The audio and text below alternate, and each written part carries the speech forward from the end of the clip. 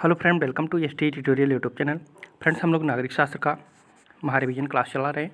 ये इसका 6वां पार्ट है। इसके पहले का वीडियो आप लोग प्लेलिस्ट में जाकर के देख सकते हैं, जो आपके सभी एग्जाम जैसी प्रवक्ता परीक्षा, TGT, PGT, LT grade, GTC सभी परीक्षा के लिए काफ़ी हेल्पफुल होगा। और सारे प्रश्न इसमें इंपॉर्टेंट प्रश्न रखे गए हैं। कुल आपको 50 प्रश्न इस रिवीजन से मिलेगा। तो वीडियो को अंत तक जरूर देखिएगा। अगर वीडियो अच्छा लगे तो चैनल को सब्सक्राइब, लाइक, शेयर जरूर कीजिएगा। चलिए प्रश्न को शुरू करते हैं और आज का पहला प्रश्न देखते हैं।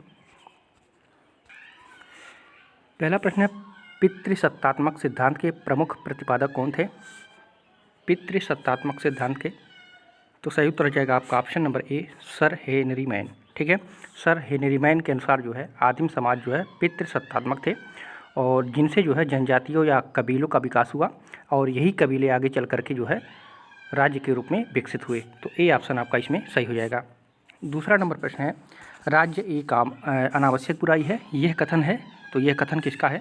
अराजकतावादियों का, व्यक्तिवादियों का, मार्क्सवादियों का, श्रम संघवादियों का। तो सही उत्तर हो जाएगा आपका ऑप्शन नंबर ए, अराजकतावादियों का। अराजकतावादी जो थे वो राज्य को प्रथम शत्रु मानते थे, और अराजकतावादी ये कहते थे राज्य एक ऐसी बुराई है, अनावश्यक बुराई है, जिसका न तो कोई औचित्य है और न ही कोई उसका उपयोग है। और अराजकतावादी राज्य या शासन के किसी एक विशेष रूप का ही नहीं, वरन सभी रूपों में राज्य और शासन का जो है विरोध करते थे। तो ए ऑप्शन आपका इसमें सही हो जाएगा। तीसरा नंबर प्रश्न है, निम्नलिखित कार्यों में कौन सा कार्य राज्य के पुलिस कार्यों की श्रेणी में नहीं आता है? तो पुलिस कार्यों की श्रेणी में जो है अनिवार्य एवं निःशुल्क प्राइमरी शिक्षा जो है ये नहीं आता है। ठीक है, बाह्य आक्रमण से रक्षा, सार्वजनिक कानून और व्यवस्था बनाए रखना, और समझौते को मनवाना। ठीक है, तो ये सारे काम हैं, लेकिन ए ऑप्शन आपका इसमें सही हो जाएगा।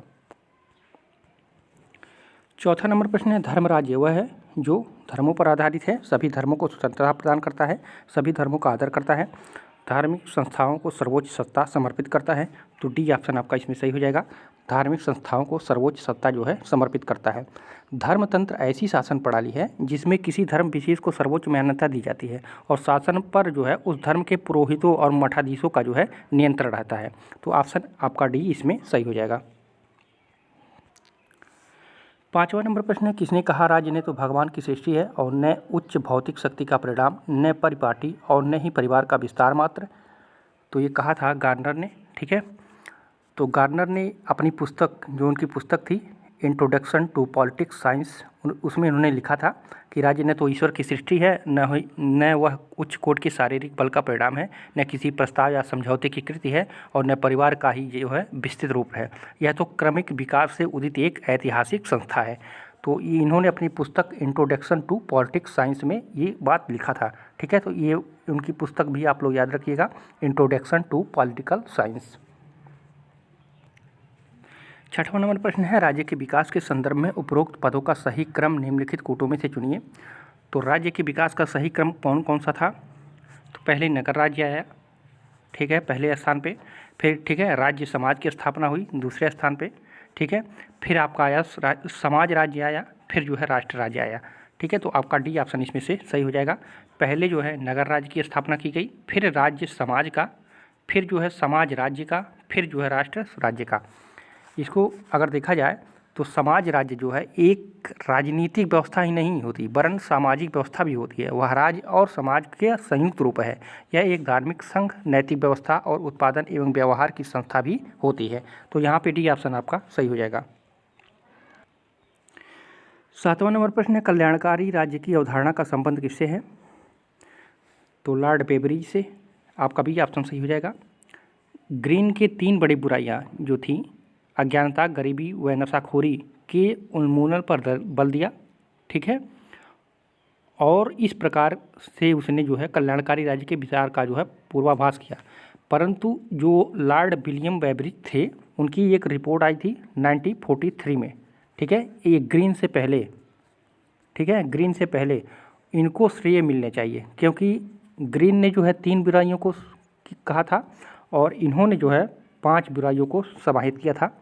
इसमें जो है बेरोजगारी, बीमारी, अज्ञानता, भुखमरी और आश्रयाभाव के उन्मूलन में जो है राज्य की सकारात्मक भूमिका की जो है इन्होंने कामना की थी। तो जो है कल्याणकारी राज्य जो अगर सुव्यवस्थित ढंग से देखा जाए तो लॉर्ड बेबरीज की रिपोर्ट जो 1943 आई थी, उसी के अनुसार ही माना जाता है। ठीक है, तो यहाँ पे बी ऑप्शन आपका सही हो जाएगा। 8वां नंबर प्रश्न है, राज्य को विश्व आत्मा के रूप में किसने प्रस्तुत किया? राज्य को विश्व आत्मा के रूप में किसने प्रस्तुत किया था? तो ये हीगल ने किया था। ठीक है, बी ऑप्शन आपका सही हो जाएगा। हीगल ने राज्य को अनेक विशेषणों से अलंकृत किया। राज्य विश्वात्मा अर्थात ईश्वर का पार्थिव रूप है। वह पृथ्वी पर जो है विद्यमान ईश्वरीय विचार है। संसार की संगठन में व्यक्ति ईश्वरीय इच्छा है। वह पूर्ण बौद्धिकता की अभिव्यक्ति है। तो ये जो है कहा था हीगल ने। तो यहाँ पे बी ऑप्शन आपका सही हो जाएगा। 9वां नंबर प्रश्न है, निम्नलिखित अवधारणाओं के विषय में ग्रीन की प्राथमिकता का चयन करें। तो ग्रीन की प्राथमिकता किस में थी? तो वो चेतना में थी। ठीक है, ग्रीन के मंतव्य के अनुसार, उनके मंतव्य के अनुसार जो है यह स्पष्ट किया गया था कि बारकर ने कहा था, ग्रीन के मंतव्य को लेकर के जो बारकर ने कहा था कि मानव चेतना में जो है स्वतंत्रता निहित होती है और स्वतंत्रता के अधिकार निहित हैं और अधिकारों के लिए जो है राज्य आवश्यक है। तो चेतना ग्रीन की जो है प्राथमिकता में जो है सर्वोच्च स्थान दिया जाता है। तो ए ऑप्शन आपका इसमें सही हो जाएगा। 10वां नंबर प्रश्न है, रिपब्लिक राजनीति पर लिखा हुआ ग्रंथ नहीं है बल्कि शिक्षा पर कभी भी लिखा गया सर्वश्रेष्ठ ग्रंथ है। यह किसका कथन है? तो ये रूसो का कथन है। अपने आदर्श राज्य की स्थापना के लिए जो है प्लेटो द्वारा जो है दो महान साधनों के प्रयोग का सुझाव दिया गया था, शिक्षा और साम्यवाद का। प्लेटो द्वारा जो है शिक्षा को दिए गए महत्व से प्रभावित होकर जो है रूसो ने कहा रिपब्लिक जो है शिक्षा पर लिखा गया है, अब तक का सर्वोत्तम ग्रंथ है। तो ये रूसो ने कहा था, इंपॉर्टेंट है, ये बार बार जो है पूछा जाता है। तो यहाँ पे सी ऑप्शन आपका सही हो जाएगा। 11 नंबर प्रश्न है, निम्नांकित में से कौन लोकतंत्र और तानाशाही दोनों का दार्शनिक जनक माना जाता है? लोकतंत्र और तानाशाही दोनों का जनक माना जाता है किसको? तो रूसो को। रूसो ने सर्वोच्च इच्छा और सर्वोच्च विवेक के लक्षणों को मिलाकर जो है भ्रांति पैदा कर दी है। अतः जहाँ लोकतंत्र के समर्थक रूसो के लिए जो लोकप्रिय प्रभुसत्ता के सिद्धांत को इतना महत्व देते हैं, वहीं जो है पूर्ण सत्तावाद के समर्थक जो है उसे राज्य की असीम प्रभुसत्ता का उन्नायक मानते हुए जो है अपनी तानाशाही को वैध ठहराते हैं। तो यहाँ पे आपका सी ऑप्शन सही हो जाएगा। 12 नंबर प्रश्न है, राज्य ओक या चट्टान से नहीं बल्कि उसमें निवास करने वालों के चरित्र से उत्पन्न होता है। यह कथन किसका है? तो ये कहा था प्लेटो ने।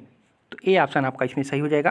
प्लेटो ने कहा था राज्य का अधिकार व्यक्तियों के चरित्र को मानने के कारण ही प्लेटो ने कार्य विशेषीकरण, दार्शनिक राजा के शासन, शिक्षा एवं संरक्षणों के जो है साम्यवाद का सिद्धांत जो है प्रतिपादित किया है। तो यहाँ पे ए ऑप्शन आपका सही हो जाएगा। 13 नंबर प्रश्न है, मानवीय क्रियाकलापों को आत्म संबंधी एवं अन्य संबंधी के रूप में जो है किसने वर्गीकृत किया? तो ये वर्गीकृत किया था किसने? J.S. मिल ने। ठीक है, जॉन स्टुअर्ट मिल इनको कहा जाता है, पूरा नाम है। और इनके अनुसार जो है कहा गया था कि कार्य शुद्ध रूप से ही व्यक्ति संबंधित है और उनसे जो है स्वतंत्रता की पूर्ण सुविधा दी जानी चाहिए, लेकिन उनके जिन कार्यों का जो है प्रभाव दूसरों पर पड़ता हो उनके संबंध में उसे यह स्वतंत्रता नहीं दी जा सकती है। तो डी ऑप्शन इसमें आपका सही हो जाएगा। 14 नंबर प्रश्न है, प्लेटो के अनुसार आदर्श राज्य का प्रथम विकृत स्वरूप है। तो सही उत्तर हो जाएगा आपका सम्मान तंत्र। सी ऑप्शन इसमें आपका सही हो जाएगा। प्लेटो के अनुसार जो है संरक्षकों में साम्यवाद का पतन होने पर दार्शनिक राजाओं के शासन या राजतंत्र का पतित रूप जो है सामने आता है, और जिसमें जो उन्होंने योद्धा अपनी कीर्ति और महत्वाकांक्षा बढ़ाने की दृष्टि से जो है राज्य का संचालन करते हैं और यह राजतंत्र का जो है पहला विकार मानता है। तो सी ऑप्शन इसमें आपका सही हो जाएगा। 15 नंबर प्रश्न है, युद्ध के विषय में T.H. ग्रीन ने कहा है कि वह राज्य की संप्रभुता का प्रतीक है, कि सामूहिक नरसंहार है, कि सामाजिक विकृतियों का प्राकृतिक उपचार है, राज्य की विस्तारवादी इच्छा का प्रतीक है। तो क्या है T.H. ग्रीन के अनुसार युद्ध? तो वो सामूहिक नरसंहार है। कानून को संप्रभु बनाकर और शासन को कानून के अधीन स्वीकार करके जो है अरस्तु ने समग्र संसार को संविधानवादियों का पिता होने की ख्याति प्राप्त कर ली है, और संत थॉमस का जो है कानून के प्रति जो है सम्मान और उसका संविधानवाद जो है प्रमुखतः अरस्तु द्वारा जो है प्रेरित है। तो यहाँ पे आपका बी ऑप्शन सही हो जाएगा। 16 नंबर प्रश्न है, संत थॉमस नहीं बल्कि अरस्तु पहला उदारवादी है। यह कथन किसका है? तो ये कथन था वारकर महोदय का। ठीक है, तो बी ऑप्शन आपका सही हो जाएगा। संत थॉमस नहीं, बल्कि अरस्तु जो है पहला उदारवादी है, ये कहा था वारकर ने। 17 नंबर प्रश्न है, किसने दर्शन को सर्वोच्च संगीत माना है? दर्शन को सर्वोच्च संगीत किसने माना है? तो ये पाइथागोरस। ठीक है, पाइथागोरस ने जो है दर्शन को सर्वोच्च संगीत स्वीकार किया था, और इसे प्लेटो ने भी स्वीकार किया था। प्लेटो ने स्वीकार किया था, लेकिन सबसे पहले जो है पाइथागोरस को ही माना जाता है। अगर प्लेटो पाइथागोरस दोनों रहे तो पाइथागोरस को पहले लगाएंगे आप लोग, और अगर पाइथागोरस नहीं है तो प्लेटो को भी लगा सकते हैं। ठीक है, तो दोनों ने जो है दर्शन को सर्वोच्च संगीत माना था। तो यहाँ पे दोनों हैं, तो आपका ये ऑप्शन सही हो जाएगा। 18 नंबर प्रश्न है, the law of free monarchies की रचना किसने की है? The law of free monarchies की रचना किसने की थी? तो जेम्स प्रथम ने। ठीक है, जेम्स प्रथम ने जो है the law of free monarchies, ये पुस्तक है जेम्स प्रथम की, और उसमें इन्होंने लिखा है, स्टुअर्ट राजा जेम्स प्रथम ने यह लिखा है, इनका पूरा नाम था स्टुअर्ट राजा जेम्स, और इन्होंने जो है राजाओं को देवता का कहना उचित है, क्योंकि पृथ्वी पर इनकी कोई ईश्वरीय शक्ति की समानता है, और राजा लोग जो है पृथ्वी पर ईश्वर की जीवित प्रतिमाएं हैं। इन्होंने इसमें कहा था the law of free monarchies में। तो यहाँ पे बी ऑप्शन सही हो जाएगा। 19 नंबर प्रश्न है, निम्नलिखित में से कौन इस कथन से संबद्ध है कि यदि संप्रभुता संपूर्ण न होगी तो राज्य का अस्तित्व न होगा? तो ये कहा था हॉब्स ने। हॉब्स का जो है संप्रभु अविभाज्य एवं अविच्छेद्य होता है। यदि संप्रभु की सत्ता को स्वीकार किया जाता है तो राज्य का अस्तित्व रहता है, और यदि नहीं स्वीकार किया जाता है तो अराजकता होती है। तो यहाँ पे ए ऑप्शन आपका सही हो जाएगा। 20 नंबर प्रश्न है, निम्नलिखित में से कौन संप्रभुता का विधिवाद सिद्धांत का प्रमुख प्रवक्ता था? तो ये ऑस्टिन था। डी ऑप्शन आपका सही हो जाएगा। जॉन ऑस्टिन ने जो है प्रभुसत्ता की कानूनी सिद्धांत की सबसे स्पष्ट व्याख्या प्रस्तुत की। ऑस्टिन की जो है एक विधिवेत्ता था, अतः उनके विश्लेषण एवं स्पष्टीकरण में जो है नैतिकता और ऐतिहासिक तत्वों का कोई स्थान नहीं है। तो यहाँ पे डी ऑप्शन आपका सही हो जाएगा। 21 नंबर प्रश्न है, लोकप्रिय संप्रभुता की अवधारणा का प्रतिपादन किसने किया? लोकप्रिय संप्रभुता की अवधारणा का प्रतिपादन किसने किया था? तो ये रूसो ने किया था। लोकप्रिय प्रभुसत्ता की संकल्पना जो है जे रूसो ने के राजनीतिक दर्शन का सार तत्व है।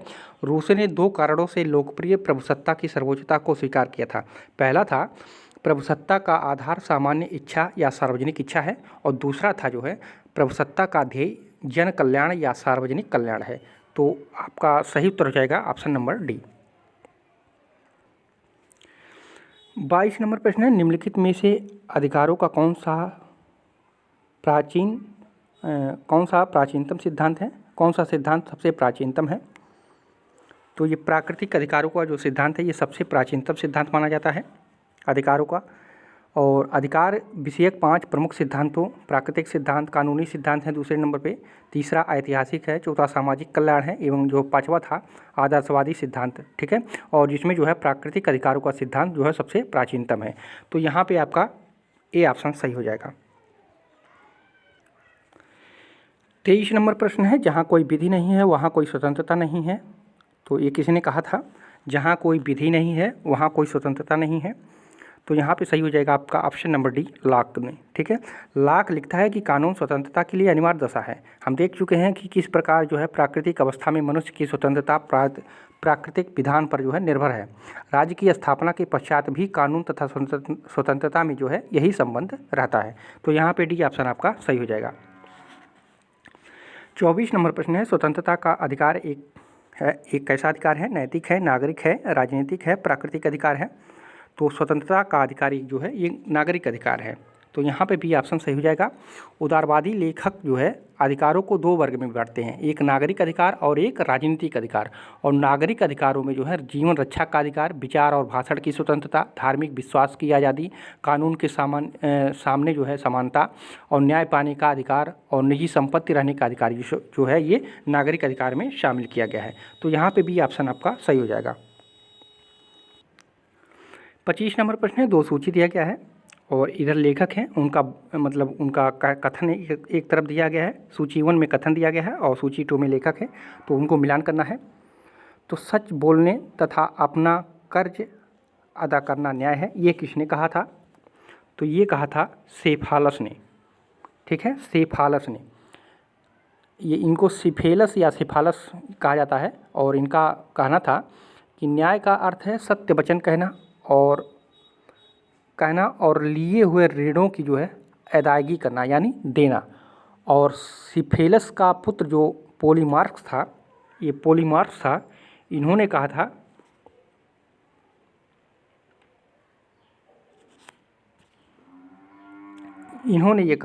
ठीक है, सच बोलना। सॉरी, इसमें थोड़ा सा गलती हो गई है, देख लीजिए। सिफेलस ने कहा था प्रत्येक व्यक्ति को उनका औचित्य देना न्याय है, ठीक है। और इनका ये पुत्र था फिलोमार्क्स, तो इन्होंने सच बोलना और कर्ज अदा करना न्याय है, ठीक है। तो ये कहा था, पोलीमार्क्स कहा था कि प्रत्येक व्यक्ति को उचित है उसे दिया जाना चाहिए, प्रत्येक व्यक्ति को उचित है और उसे दिया जाना चाहिए। और ग्लाकन ने कहा था न्याय भय का शिशु है, ठीक है। ये किसने कहा था? तो ये कहा था ग्लाकन ने। और थ्रेसिमेकस ने कहा था शक्तिशाली का हित ही न्याय है, शक्तिशाली का हित ही न्याय है। तो ये 2 का हो जाएगा आपका 1, ठीक है, नहीं 2 का हो जाएगा आपका, देख लीजिए यहाँ पे कौन सा हो रहा है, यहाँ पे सेफालस का हो जाएगा आपका 2, ठीक है, सेफालस का हो जाएगा 2। उसके बाद जो है पोलीमार्क्स का हो जाएगा आपका 1, ठीक है, 2 1। और आपका ग्लाकन का हो जाएगा 4 और थ्रेसिमेकस का हो जाएगा आपका 3, ठीक है। तो 2 1 4 3, ठीक है। तो एक कूट आपका सही हो जाएगा, ठीक है। तो इसको बाद एक बार स्क्रीनशॉट ले लीजिएगा, आप लोग कर लीजिएगा अच्छे से। एक बार फिर देख लीजिए, सेफालस का कहना था प्रत्येक व्यक्ति को उसका औचित्य देना चाहिए और उसका पुत्र था ये पोलीमार्क्स, उसने कहा था कि सच बोलना तथा अपना कर्ज अदा करना चाहिए। और ग्लाकन ने कहा था न्याय जो है भय का शिशु है। और थ्रेसिमेकस ने कहा था शक्तिशाली का हित ही न्याय है, ठीक है। तो यहाँ पे कूट कौन सा आपका सही हो जाएगा? तो कूट आपका सही हो जाएगा ऑप्शन नंबर डी, 2 1 4 3, ठीक है। ऑप्शन नंबर डी आपका सही हो जाएगा। 26 नंबर प्रश्न है, निम्नलिखित विचारकों में से किसने स्वतंत्रता के सकारात्मक पक्ष को अपनाया था? स्वतंत्रता के सकारात्मक पक्ष को किसने अपनाया था? तो TH ग्रीन ने, ठीक है। तो डी ऑप्शन इसमें आपका सही हो जाएगा। स्वतंत्रता का सकारात्मक पक्ष के अर्थ स्पष्ट करने में TH ग्रीन का योगदान है और इसने जो है इसकी परिभाषा कार्य करने या किसी वस्तु का उपयोग करने के रूप में ही जो है की है, और जो दूसरों के साथ रहकर करने अथवा आनंद लेने योग्य होता है। तो डी ऑप्शन इसमें आपका सही हो जाएगा। 27 नंबर प्रश्न है, सामाजिक न्याय का तात्पर्य है। तो सामाजिक न्याय का क्या तात्पर्य होता है? सभी को समान राजनीतिक अधिकार प्राप्त हो, तो ये तो नहीं है। सभी को समान आर्थिक अधिकार प्राप्त हो, सभी को सभी प्रकार के भेदभाव रंग धर्म मत लिंग इत्यादि पर आधारित जो है विशेषाधिकार की समाप्ति हो, वही जो है सामाजिक न्याय कहलाता है, ठीक है। तो डी ऑप्शन इसमें आपका सही हो जाएगा। 28 नंबर प्रश्न है, उदारवाद का मूल सिद्धांत है। तो उदारवाद का मूल सिद्धांत क्या है? तो ये है व्यक्तिक स्वतंत्रता, ठीक है। उदारवाद जो है वस्तुतः ऐसा सिद्धांत है जो व्यक्ति को यथासंभव अधिकतम स्वतंत्रता प्रदान करने और सामाजिक प्रगति को जो है बढ़ावा देना है, वही जो है व्यक्तिक स्वतंत्रता का मूल मंत्र है और इसको दिया था आपका उदारवाद, ठीक है। तो सी ऑप्शन सही हो जाएगा। 29 नंबर प्रश्न है, ग्रीन ने दंड के किस सिद्धांत को प्रतिपादित किया? निवृत्तात्मक है कि प्रतिफलात्मक है कि सुधारात्मक है कि शैक्षणिक है? तो ग्रीन ने दंड को जो है निवृत्तात्मक सिद्धांत के रूप में जो है प्रतिपादित किया है। और दंड के 3 नियम होते हैं, 3 सिद्धांत होते हैं, निवृत्तात्मक और प्रतिफलात्मक एवं जो है सुधारात्मक उद्देश्यों का समर्थन करते हुए भी वह अंततः जो है इसके प्रतिरोधात्मक या निवारणात्मक स्वरूप पर अधिक जोर देता है, ठीक है। तो अधिक जोर देता है क्योंकि उसकी मान्यता है कि दंड का ध्येय अधिकारों के उल्लंघन को रोकना है तथा अधिकारों और कर्तव्यों की इस अवस्था को सुरक्षित रखना है जो जीवन के उच्चतम नैतिक आदर्शों के प्रति प्राप्ति के लिए जो है आवश्यक है। तो यहाँ पे आपका, यहाँ पे देख लीजिए निवृत्तात्मक यानी किसी का निवारण करना, ठीक है। तो ये ऑप्शन आपका इसमें सही हो जाएगा ग्रीन के दंड के सिद्धांत के अनुसार। 30वां नंबर प्रश्न, निम्नलिखित में से कौन उदारवादियों के दृष्टिकोण को प्रतिबिंबित करता है? तो राज्य को लोगों के कल्याण के लिए कार्य करना चाहिए, ये जो है आपका सही हो जाएगा। उदारवादियों के लिए, उदारवादी ये चाहते भी थे कि राज्य के लोगों के कल्याण के लिए जो है उसमें से सभी प्रकार के भेदभावों को ख़त्म करना है, ठीक है। और उन्होंने जो है दंड के रूप में भी जो है सामान्य रूप से देने के लिए जो है चर्चा किया है, ठीक है। तो यहाँ पे आपका ऑप्शन नंबर पहला ही सही हो जाएगा। और दूसरा तीसरा भी देख लीजिए, राज्य के लोगों के मामले में बिल्कुल ही हस्तक्षेप नहीं करना चाहिए, तो गलत हो जाएगा। राज्य एक आवश्यक बुराई है, ये अच्छाई है, अच्छाई नहीं माना था, अनावश्यक बुराई माना था, ठीक है। राज्य को केवल न्यूनतम आवश्यक कार्य करना चाहिए, तो ये भी गलत हो जाएगा। तो पहला ऑप्शन इसमें आपका सही हो जाएगा, राज्य को लोगों के कल्याण के लिए जो है कार्य करना चाहिए, ये उदारवादियों के दृष्टिकोण को प्रतिबिंबित करता है। 31 नंबर प्रश्न है, आधुनिक व्यक्तिवाद स्वतंत्रता की मांग करता है समूह के लिए कि व्यक्ति के लिए, जनता के लिए, श्रमिक के लिए? तो आधुनिक व्यक्तिवाद जो है स्वतंत्रता की मांग करता है समूह के लिए, ए ऑप्शन आपका सही हो जाएगा। नवीन व्यक्तिवाद के अनुसार जो है समूहों को ही व्यक्ति की उन्नति का सर्वोत्तम माध्यम माना जाता है और उन्हें ही उस व्यक्तिगत स्वतंत्रता की प्रभावशाली प्रतिभूति माना जाता है जो मिल द्वारा व्याख्या किए गए पुराने व्यक्तिवाद का जो है सर्वाधिक मूल्यवान तत्व है। तो ए ऑप्शन इसमें आपका सही हो जाएगा। 32 नंबर प्रश्न है, मार्क्स मानता था कि राज्य की उत्पत्ति वर्गों की उत्पत्ति के साथ हुई, राज्य का आधार शक्ति है, गलत है। संकल्पने की शक्ति राज्य का आधार है, तो राज्य जीवन के लिए अस्तित्व में आया और शुभ जीवन के लिए बना रहा, ये भी गलत है। तो मार्क्स मानता है कि राज्य की उत्पत्ति वर्गों की उत्पत्ति के साथ हुई है, ठीक है। तो ए ऑप्शन आपका इसमें सही हो जाएगा। 33 नंबर प्रश्न है, मार्क्सवादी ऐतिहासिक भौतिकवाद का अर्थ है? तो मार्क्सवादी ऐतिहासिक भौतिकवाद का अर्थ है इतिहास केवल मौलिक जीवन से संबंधित है, गलत है। इतिहास का आर्थिक व्याख्या है, तो ये सही हो जाएगा। किसके अनुसार? मार्क्सवादियों के अनुसार।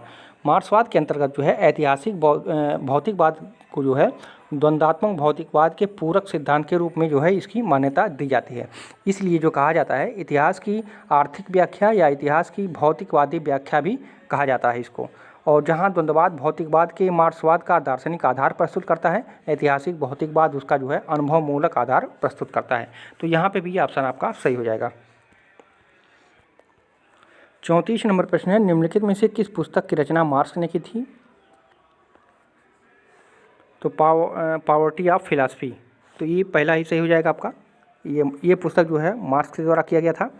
फिलॉसफी ऑफ पॉवर्टी जो है प्रूदो की रचना है और फिलॉसफी ऑफ जो ये पॉवर्टी है ये प्रूदो की है, इसको याद रखिएगा, प्रूदो की ये रचना है।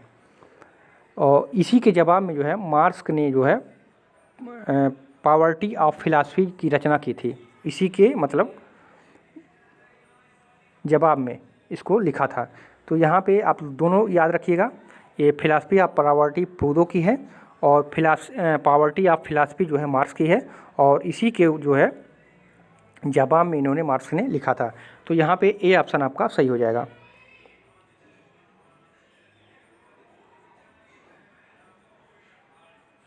और कैपिटलिज्म, सोशलिज्म एंड डेमोक्रेसी ये किसकी है?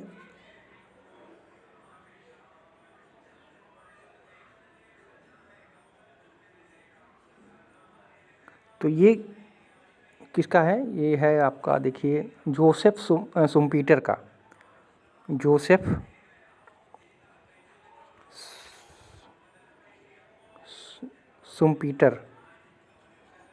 शुम्पीटर का है। और ये रीजन एंड रिवोल्यूशन किसका है? रीजन एंड रिवोल्यूशन ये है शायद व्लादिमीर का। तो चारों आप लोग याद रखिएगा। पहला पॉवर्टी ऑफ फिलॉसफी मार्क्स का है, फिलॉसफी ऑफ पॉवर्टी जो है प्रूदो का है और कैपिटलिज्म, सोशलिज्म एंड डेमोक्रेसी जो है ये जोसेफ शुम्पीटर का है और रीजन एंड रिवोल्यूशन जो है ये व्लादिमीर का है, ठीक है। व्लादिमीर या इसको लेनिन भी कहते हैं ना, व्लादिमीर, इचेन लेनिन, उनका पूरा नाम था व्लादिमीर इलीच लेनिन। तो लेनिन आप लोग याद रखिएगा, रीजन एंड रिवोल्यूशन। इसको कहीं कहीं देता है स्टेट एंड रिवोल्यूशन, ठीक है। तो दोनों उन्हीं का नाम है, स्टेट एंड रिवोल्यूशन और रीजन एंड रिवोल्यूशन। तो कंफ्यूज मत होइएगा, ये लेनिन की ही पुस्तक है दोनों, ठीक है। 35 नंबर प्रश्न है, निम्नलिखित में से किसने साम्राज्यवाद को पूंजीवाद का अंतिम चरण माना है? तो ये लेनिन ने माना था। लेनिन अपनी विख्यात कृति जो है imperial the highest age of capitalism में जो है इस निष्कर्ष पर पहुंचा कि पूंजीवाद का जो है विस्तारवादी नीति अंतर्राष्ट्रीय राजनीति के क्षेत्र में जो है साम्राज्यवाद का रूप धारण कर लेती है। तो बी ऑप्शन इसमें आपका सही हो जाएगा। 36 नंबर प्रश्न है, निम्न में से किस विचारक को विशिष्टवाद को मार्क्सवाद के साथ जोड़ने का प्रयास किया? तो जेम्स बर्नहम, ठीक है, बी ऑप्शन इसमें सही हो जाएगा। जेम्स बर्नहम ने जो है विशिष्टवाद को जो है मार्क्सवाद के साथ जोड़ने का प्रयास किया था। बी ऑप्शन आपका सही हो जाएगा। 37 नंबर प्रश्न है, मार्क्स के अनुसार निम्नांकित में से कौन अधिसंरचना का भाग है? तो वैधानिक संस्थाएं जो है ये अधिसंरचना का भाग है। तो यहाँ पे बी ऑप्शन सही हो जाएगा। मार्क्स ने समाज के कानूनी और राजनीतिक ढांचे तथा सामाजिक चेतना के विविध अभिव्यक्तियों तथा धर्म, नैतिक आदर्श, साहित्य, कला एवं जो है संस्कृति इत्यादि को जो है अधिसंरचना की श्रेणी में इसको रखा है। तो यहाँ पे भी ऑप्शन आपका सही हो जाएगा। 38 नंबर प्रश्न है, कौन सी समाजवादी विचारधारा मानती है कि श्रम नहीं बल्कि समाज ही मूल्य निर्माता है? तो फेबियनवाद समाजवाद जो है, फेबियन समाजवाद जो है मानता है कि समाजवादी विचारधारा श्रम नहीं बल्कि समाज ही मूल्य निर्माता है। तो यहाँ पे आपका डी ऑप्शन सही हो जाएगा। 39 नंबर प्रश्न है, निम्नलिखित में कौन जो है फांसीवादी का तत्व नहीं है? तो फांसीवादी का तत्व जो है पूंजीवाद का विरोध, ये फांसीवाद का तत्व नहीं है। राज्य को दिव्यता प्रदान करना ये भी है तत्व, अंतर्राष्ट्रीयवाद का विरोध ये भी है, और अत्यधिक नस्लवाद ये भी जो है उसका तत्व माना जाता है। लेकिन पूंजीवाद का विरोध जो है ये फांसीवाद का तत्व नहीं है। फांसीवाद का जो विशेषता था वो नाजीवाद जो फांसीवाद का ही एक रूप है, और जातीय पवित्रता तथा नस्ल की श्रेष्ठता के सिद्धांत को जो है अधिक ये लोग महत्व देते हैं। तो यहाँ पे डी ऑप्शन आपका सही हो जाएगा। 40 नंबर प्रश्न है, समाजवादी राज्य को मानते हैं? तो समाजवादी राज्य को क्या मानते हैं? एक सकारात्मक अच्छाई मानते हैं, एक सकारात्मक अच्छाई मानते हैं।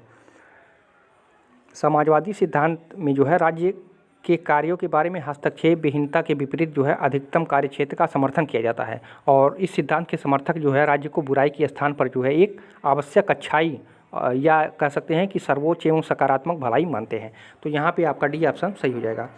41 नंबर प्रश्न है, सभी राज्य के अंतर्गत राज्य के बाहर कोई नहीं, राज्य के विरुद्ध कोई नहीं, निम्नलिखित में से किसने ऐसा कहा था?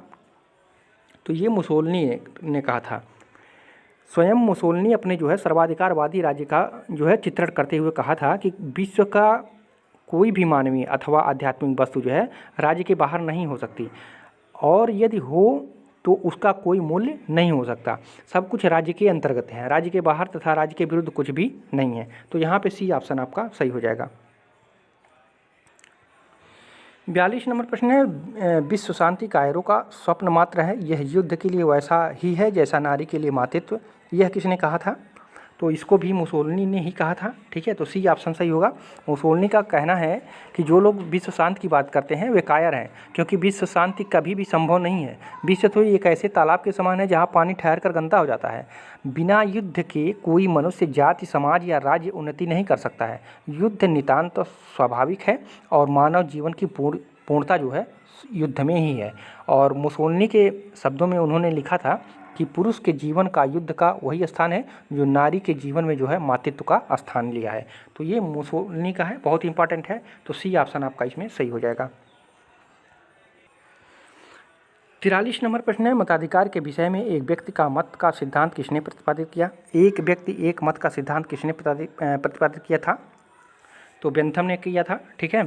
प्रजातंत्र मानव जाति का प्राकृतिक समानता के सिद्धांत को मानता है, अतः सभी नागरिकों को सत्ता तक पहुंचने के समान अवसर प्राप्त होने चाहिए, और इसके लिए जो है सार्वजनिक वयस्क मताधिकार की व्यवस्था है, जो बेंथम ने एक व्यक्ति एक मत का जो है सूत्र निकाला था। तो सी ऑप्शन इसमें आपका सही हो जाएगा। 44 नंबर प्रश्न है। तो फ्रेंड्स, अगर वीडियो अच्छा लग रहा हो तो लाइक कमेंट जरूर कीजिएगा, ठीक है। 44 नंबर है, केवल शिक्षित लोगों को मताधिकार मिलना चाहिए। इस विचार का कौन समर्थन किया था? तो जीएस मिल ने ही किया था।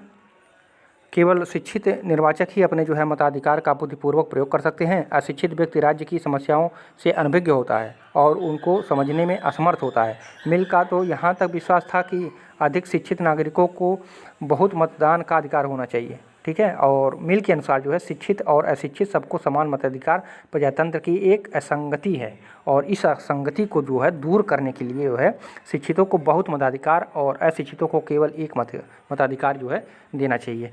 तो ये मिल के द्वारा कहा गया था। डी ऑप्शन आपका सही हो जाएगा।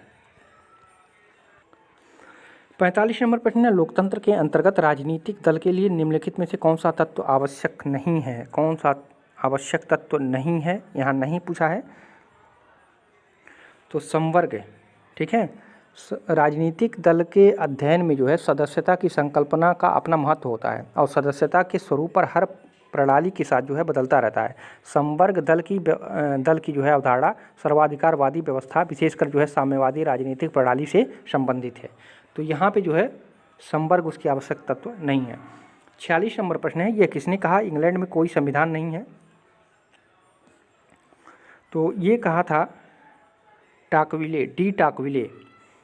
ब्रिटिश संविधान का अस्तित्व तो नहीं है, इसके पक्ष में जो है टॉमस पेन हो गए, डी टाकविले जो हो गए, इन्होंने जो है 3 तर्क प्रस्तुत किए थे संविधान न होने का। पहला इन्होंने कहा था कि ब्रिटिश संविधान किसी संविधान सभा का परिणाम नहीं है और न ही लेखबद्ध है।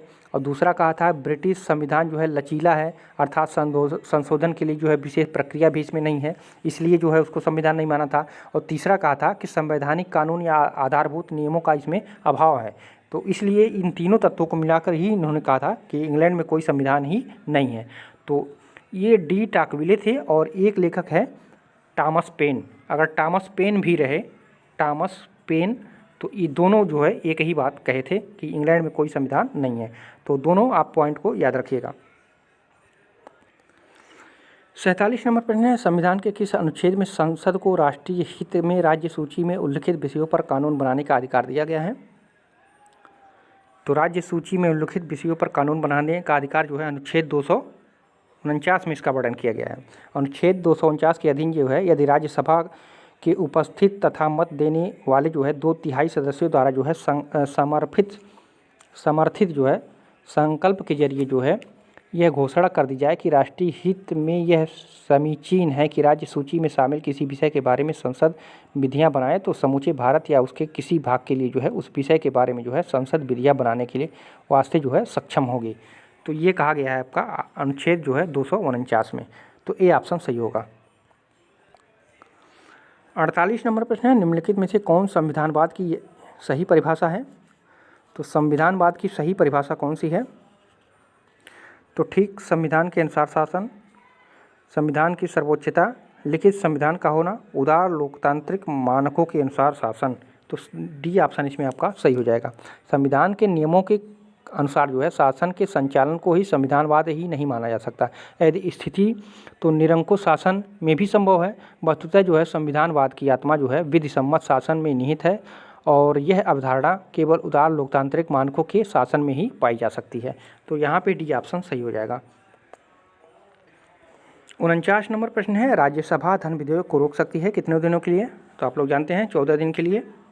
अनुच्छेद 109 के सब 2 में, ठीक है, ये कहा गया है कि धन विधेयक लोकसभा द्वारा पारित किए जाने के पश्चात जो है राज्यसभा को उसकी सिफारिश के लिए जो है प्रेषित किया जाएगा और राज्यसभा विधेयक की प्राप्ति की तारीख से 14 दिन की अवधि में के भीतर जो है विधेयक को अपनी सिफारिशों सहित जो है लोकसभा को लौटा देगी और ऐसा होने पर जो है लोकसभा राज्यसभा की सभी या किन्हीं सिफारिशों को स्वीकार या अस्वीकार कर सकेगी। तो यहाँ पे आपका बी ऑप्शन सही होगा। 50 नंबर प्रश्न है, संविधान के किस अनुच्छेद द्वारा जो है राज्यों की विधान परिषद की स्थापना या उसकी समाप्ति की व्यवस्था की गई है? तो अनुच्छेद 169 में कहा गया है ना कि 169 के अनुसार ये कहा गया है कि राज्य विधानसभा उपयुक्त प्रक्रिया द्वारा जो है प्रस्तावित संकल्प प्रस्ताव पर जो है संसद विधि द्वारा राज्य के विधान परिषद का उत्पादन या जो है सृजन कर सकेगी। तो अनुच्छेद 169 में है। तो यहाँ पे ए ऑप्शन सही होगा। तो फ्रेंड्स 50 प्रश्न आपके कंप्लीट हुए। कैसा लगा कमेंट करके ज़रूर बताइएगा। फिर मिलते हैं अगले सेट में। पूरा वीडियो देखने के लिए आप सभी को धन्यवाद।